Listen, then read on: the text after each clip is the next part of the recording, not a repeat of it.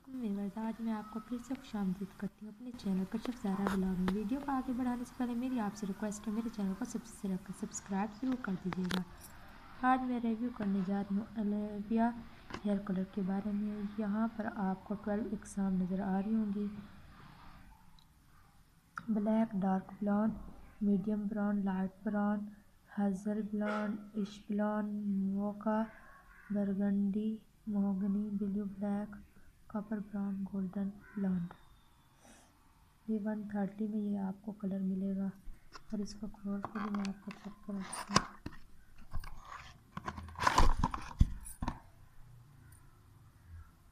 Twenty volume इसमें है और ये ग्लव्स हैं।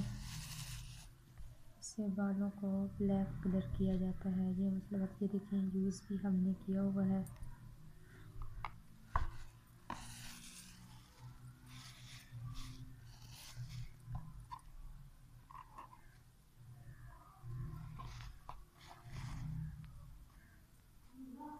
बालों के काफ़ी सारे कलर होते हैं, जैसे बुनियादी कलर होता है, फैशन कलर होता है, मिक्सिंग कलर होता है, बरगंडी, मोगनी। इनमें से जो भी आप बालों पे करना चाहें तो आप इसी कंपनी का ले सकते हैं। ये बहुत अच्छी कंपनी है। Thank you for watching.